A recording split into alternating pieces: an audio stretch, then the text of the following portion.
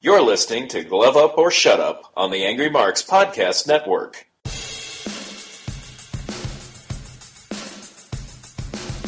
You're listening to Glove Up or Shut Up on AngryMarks.com with Peter H. and Stevie J. Find them on Twitter at HardcoreCDN and at AngryMarks. And now, for all the news, reviews, and interviews in mixed martial arts, it's time for Glove Up or Shut Up from AngryMarks.com. And welcome everybody to another episode of Glove Up or Shut Up right here at AngryMarks.com. My name is Peter H. I'm joined once again by my co-host from Omaha, Nebraska, Stevie J. And we won't be joined by Mirko Cro on Friday at the SSE Arena in London. I'm still amazed at that fight with the implications it has. I'm just surprised they didn't have a backup, I guess. I mean, there was huge stakes for the winner on that one. Well, in my way of thinking, they want the prestige of a rematch from a UFC fight, so they don't want to have an alternate for the alternate.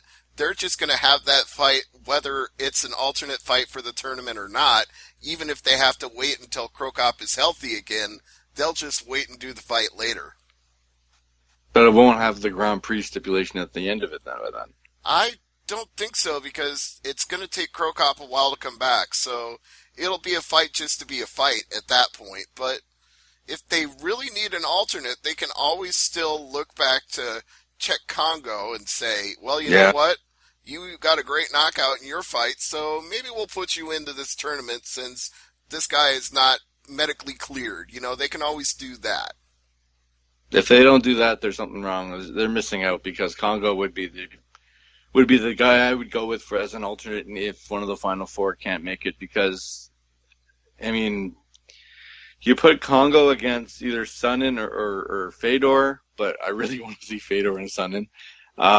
Bader and Congo or Mitrione and Congo, that could be interesting. Mm-hmm.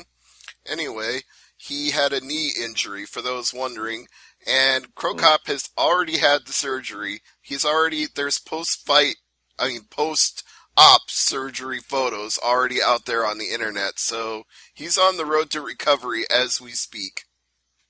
Yeah, he's tough. He's not a guy that it would have to be something like they need to have surgery open up right away to fix it, because it wasn't a minor injury that slowed him down. Yeah, no, he's not looking like he's ready to fight in these photos. So he's as tough as they come for 43 years old and the Pride legend and all that, but you can't fight with his knee the way it is in these pictures, so I don't blame him for having to withdraw. And again, I don't even blame Bellator for not having an alternate to fight Roy Nelson, because in their view, they were looking for a marquee fight, and a rematch of Nelson and Cro was a marquee fight, so you don't want to just throw somebody in there to fight Roy Nelson. Then it doesn't have that value. Come up against King Mo, he only lasted 10 seconds. Well, King Mo's going down to middleweight, remember? We won't be seeing him in heavyweight again. That's true. Well, we do have UFC and UFC results to talk about. And we've got to preview this weekend's UFC and Bellator shows as well. Stevie, when it comes to UFC, the main event here did not disappoint with Usman. Just his time is now. The main event against Demian Maia, it was unanimous decision. 50-45, 49-46, 49-46. You say it didn't disappoint. I'm not so sure that I concur. Why is that? I think it was kind of one-sided, kind of boring.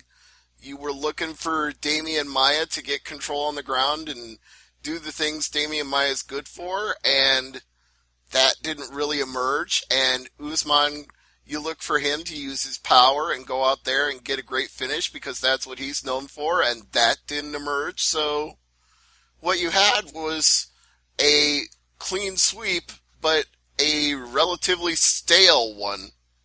This was like day-old bread sitting out, not even in the bag. I look at it like Usman's coming out party because it's something that you can. He dominated Maia, which is not an easy thing to do at all. No, it's an impressive win. I'm giving him that. I'm just saying it didn't light the world on fire as a main event. And it wasn't a highlight reel fight, I'll give you that, but it was from an Usman perspective. We talked about game plans in the past. This is a game plan almost perfect. I'm not arguing that. I'm just saying Yeah. could have had more fun watching a main event than that one. Did you like the co-main event instead? Let me think about that for a second. Yes. You talk about your coming out parties.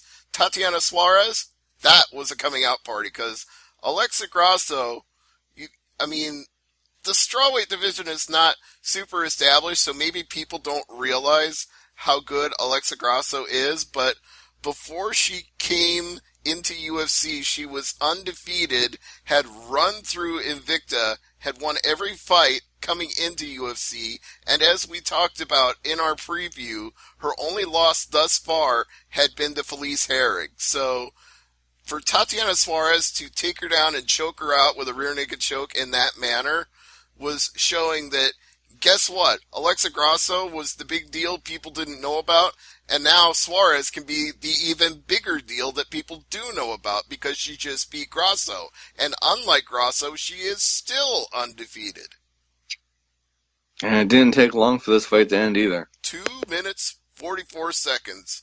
Slightly less time than it took Dominic Reyes to punch out Jared Cannonier. Another coming out party, because Cannonier is tough. Oh, he's tough as nails, and it wasn't a lucky punch. I'm not going to classify it as lucky. It was calculated. Yeah, it was precision. You know, like Conor McGregor said in his post-fight press conference with Jose Aldo, it was precision, power, timing. Yeah, absolutely. And, the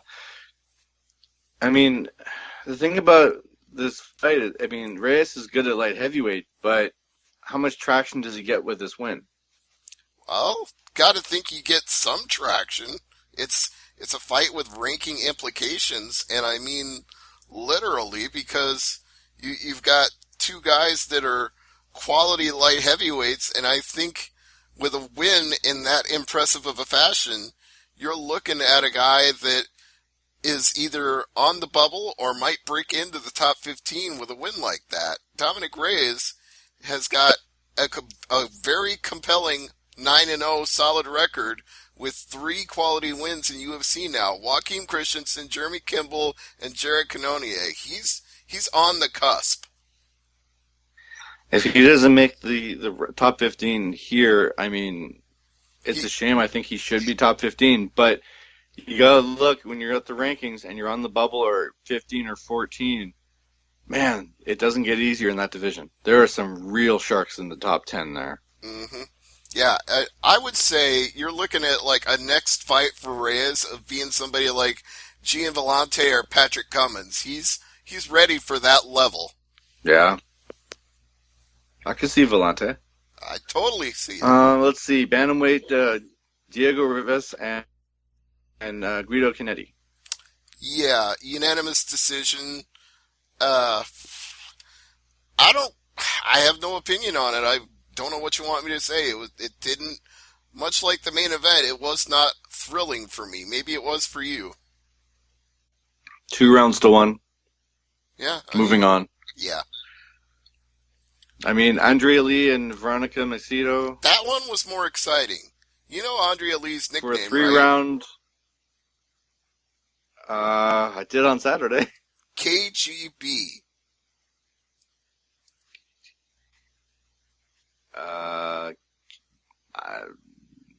Yeah, tell me. Okay, it's because when she joined and became a member of her fight team, the Karate Mafia guys looked at her and they were like, damn, you look like a Russian. So they started calling her KGB.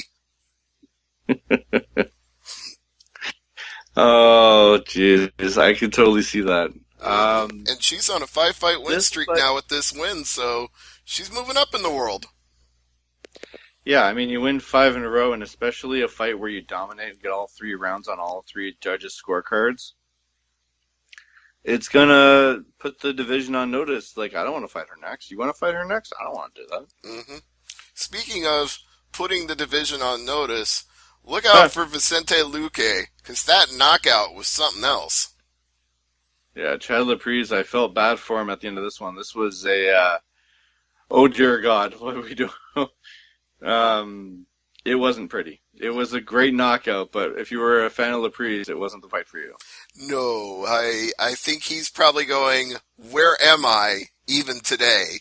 I don't think he knew he was in Santiago at that point. Don't worry, the phone has stopped ringing in his head, I think.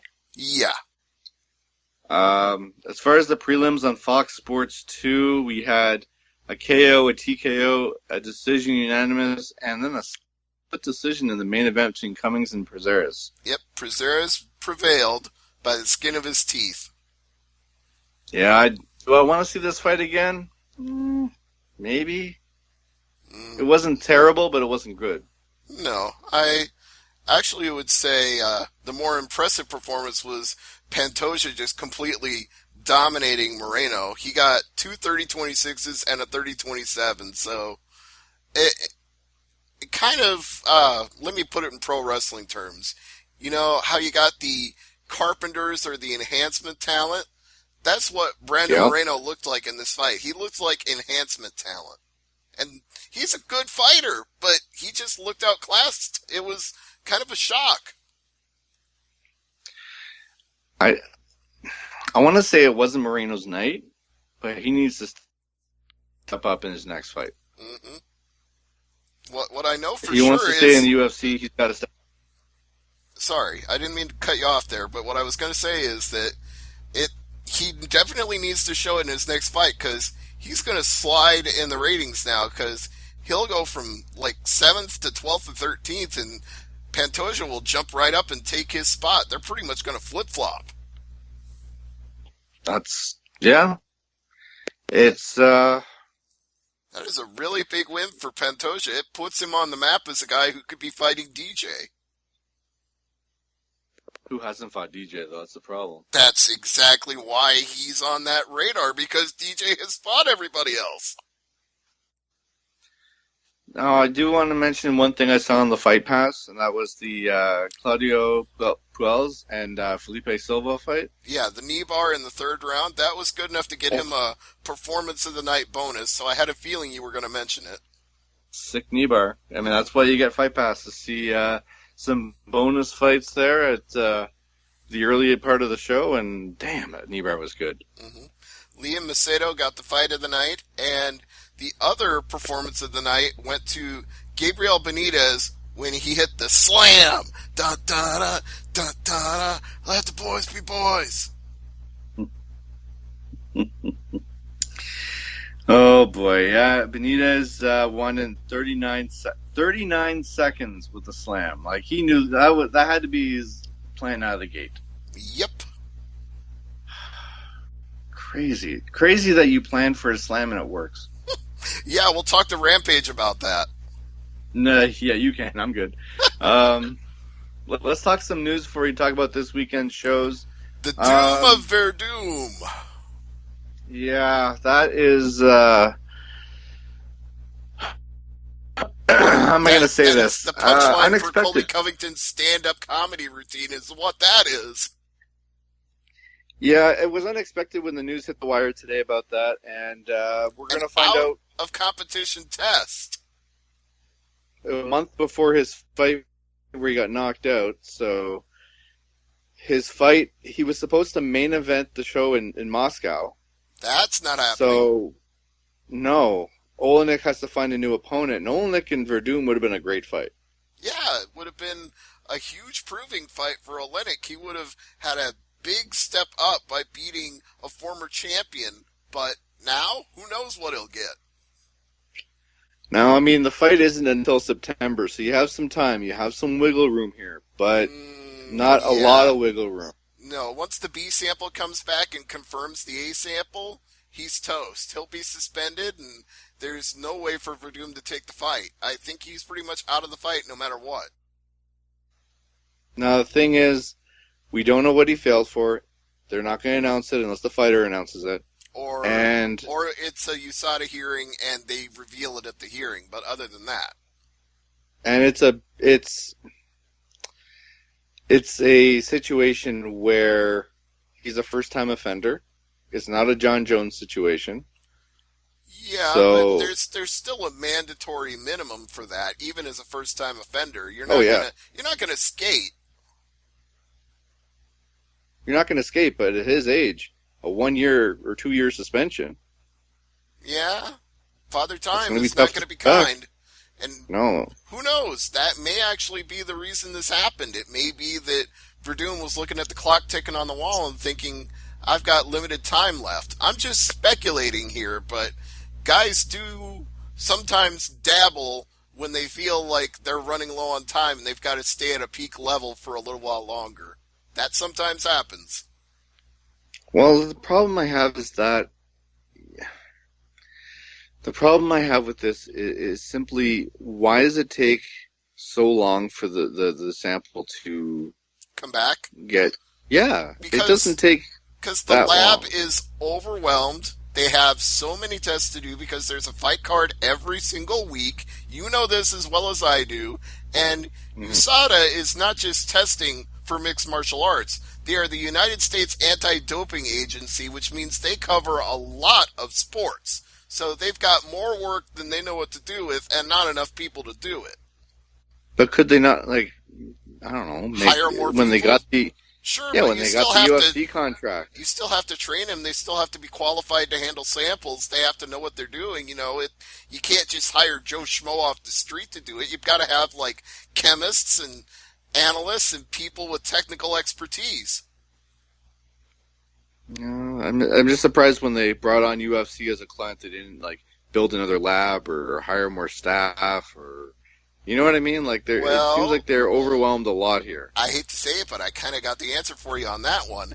If they built another lab, what do you think the first thing a fighter would say if they failed a test? They'd be like, oh, that's your new lab. That's your new equipment. I want the real equipment. I want the original shit. Oh, for crying out. Yeah, you're right. Fighters wouldn't complain. Yeah, they would. Yeah, they would. If they could find a loophole or a reason, they would definitely jump through it. You know that. I mean, we've seen people use tainted meat as a loophole and get it to work. Meat. Yeah, horse meat, yeah. We talked about Cro Cop. We talked about Damian Maia. Damian Maia apparently says he's not going to retire after this fight. No, there was some people speculating they might retire after this loss. I don't see a reason for him to. I mean, yeah, he didn't win the fight, but okay, Usman beat him, but he didn't knock him out. He didn't finish him. He didn't submit him. He didn't totally embarrass Damian Maia. There's no reason for him to just throw in the towel and quit.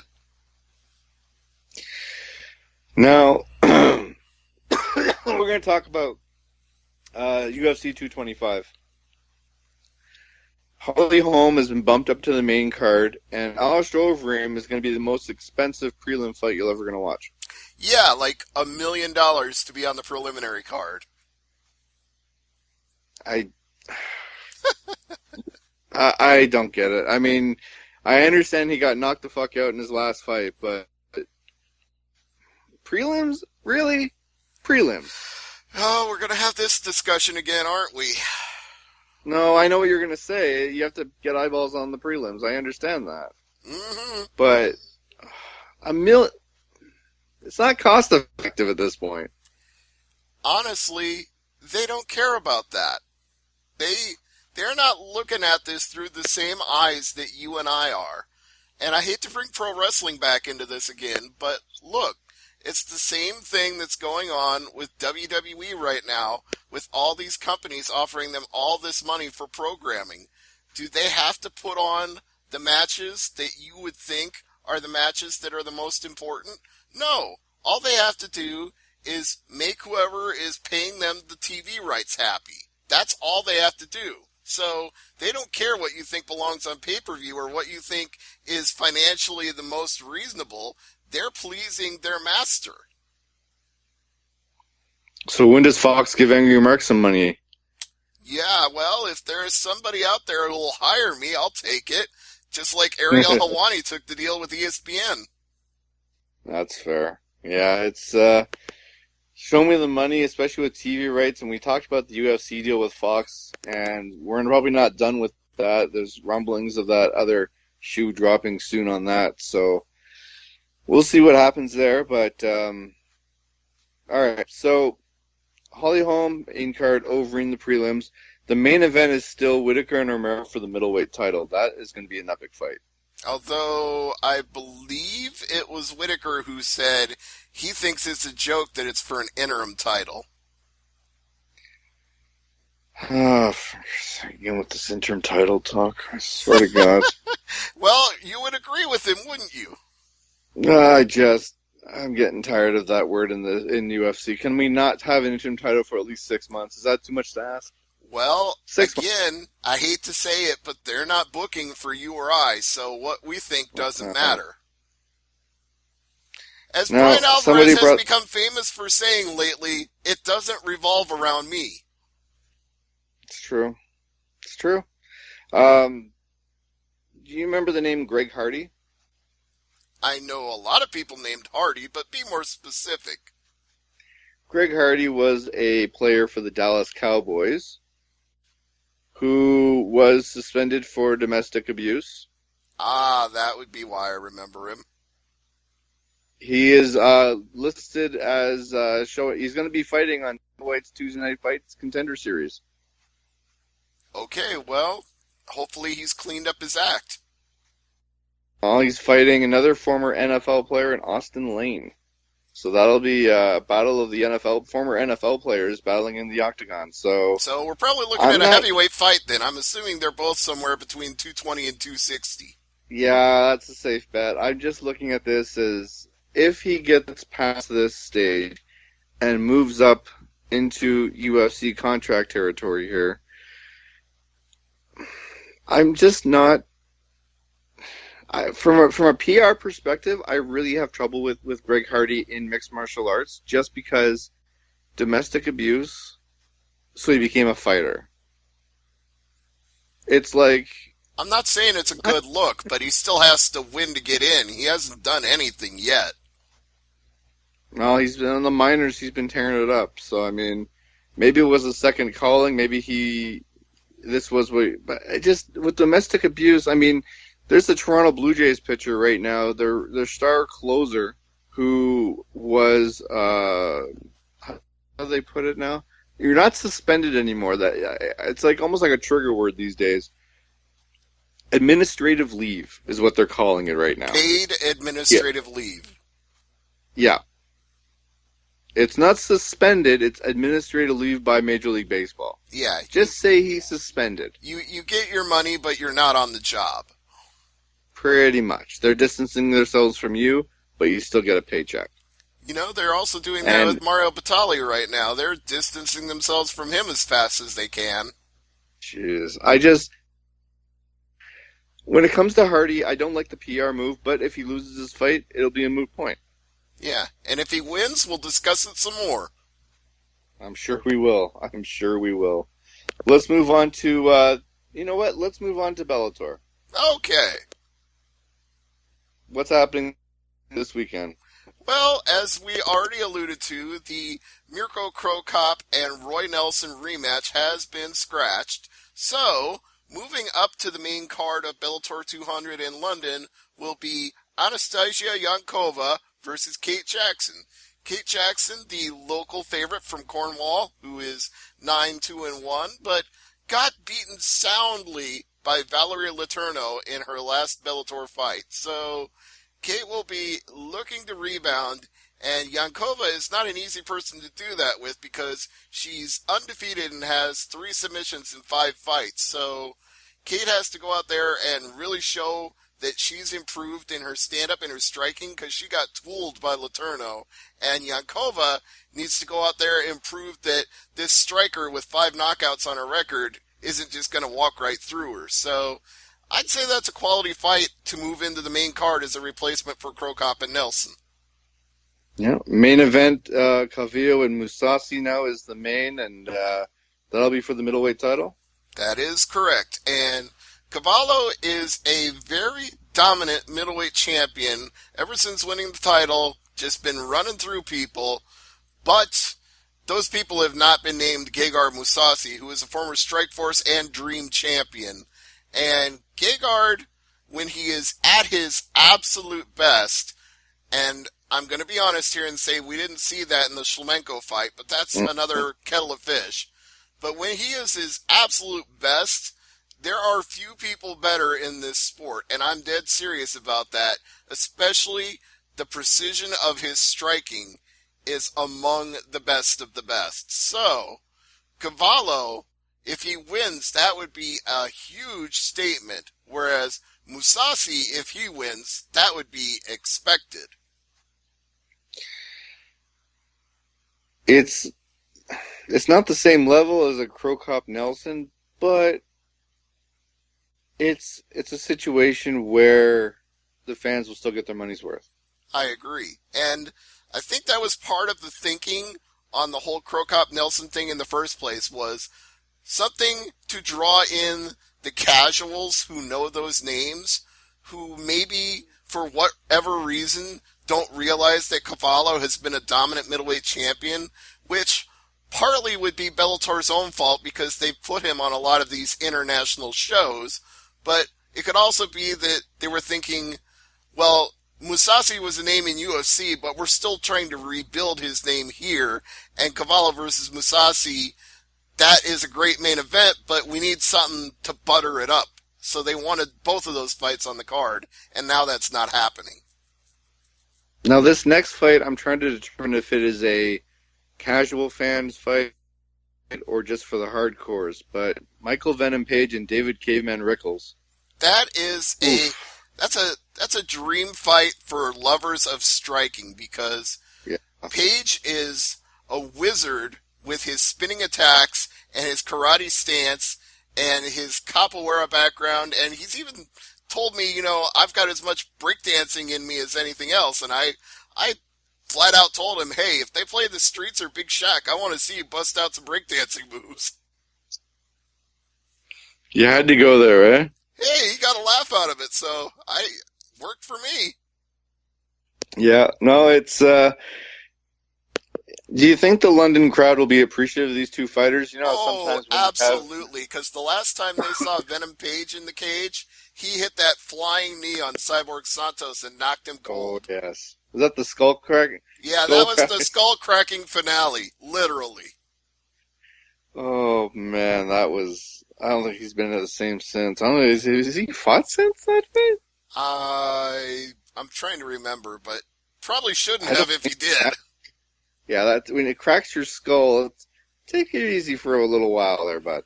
Yeah, so that one will be fun because Page is a great striker, and Caveman, he's just relentless.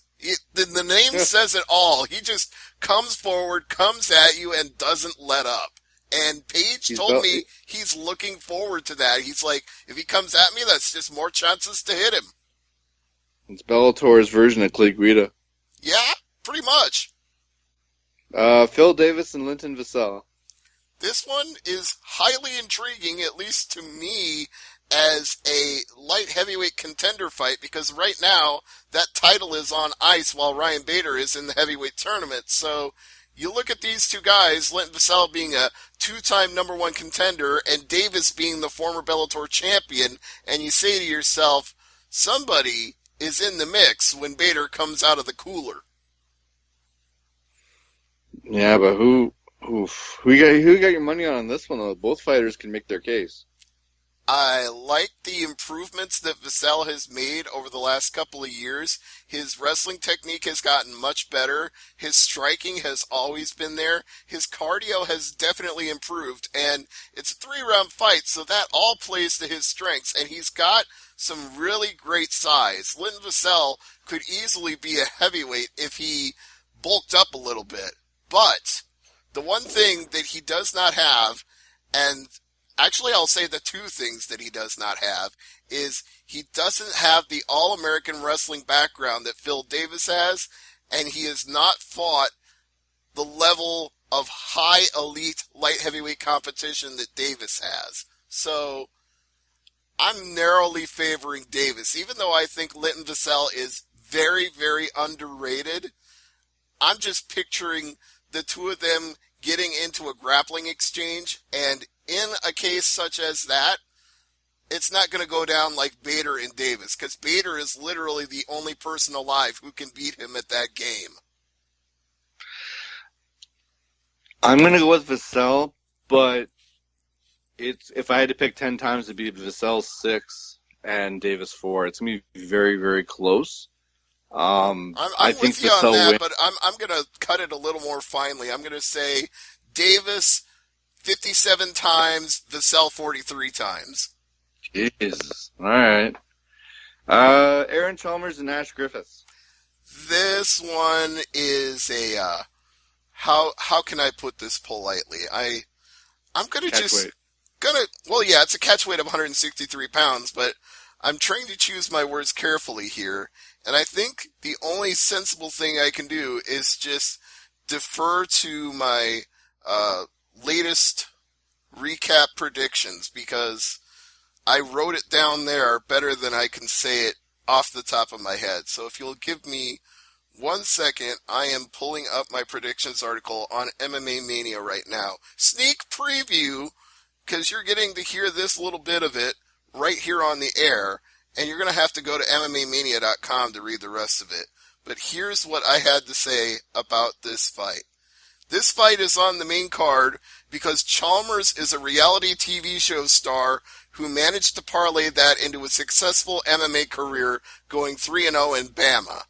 Bama granted him the leave of absence to take a fight for Bellator, and Bellator in turn granted him the opportunity to wax and tax a scrub. Wax and tax. Oh boy. That's Griffiths. He's 4-5. That's a rather mediocre record. Yeah, this fight won't last long. No, Chalmers should finish him by TKO in the first round. Now, is there anything on the prelims that we should watch out for on the Paramount website there? Well, it's going to start at 12:30 Eastern, 1:30 Eastern, 12:30 Central. Forgive me. Double check that, your own local time, to make sure you get it right. But of those preliminary bouts that are going to air on Friday afternoon, I'd say look out for the Russian striking sensation Anatoly Tokov going up against Vladimir Filipovich. Not sure if he is related to Mirko Cro or not, but with the last name you might suspect he is. And you got Charlie Ward, one of the favorite fighters of Conor McGregor. He's going out there for a fight with Louis King. And quality featherweight fight, Saul Rogers and Jeremy Petley.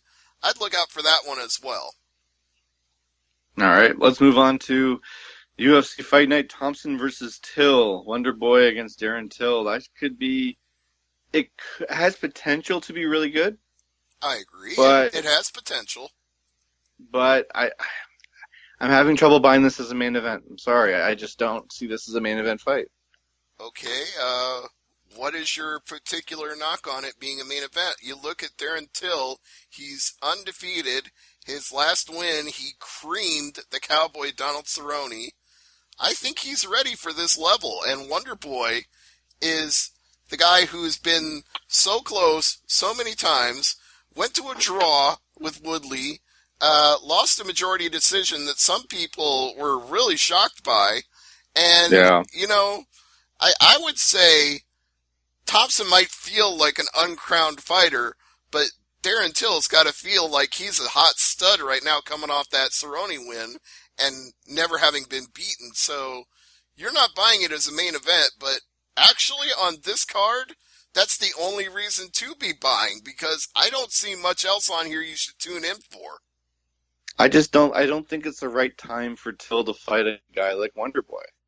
Maybe it is, maybe it isn't, but that's why you fight the fights to see if he's at that level or not. Yeah, it's too soon in my opinion. Too soon for him. I think Wonder Boy is going to chew him up and spit him out. I think it's going to go maybe 2 rounds. Too soon, Tony. Too soon. Hopefully you've watched enough of Robot Chicken to get that joke. Yes, I know. I got that one. If it was a Steven Universe, you lost me on that one. No, I wouldn't bust out the Steven Universe on you.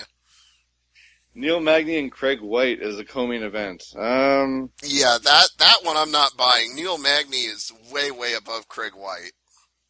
Yeah, I'm not sure about... This whole card seems very thrown together, in my opinion, but Yeah. It has potential. It has potential. Like, okay, there's like 1 or 2 fights that I actually care about. Thompson and Till is one of them.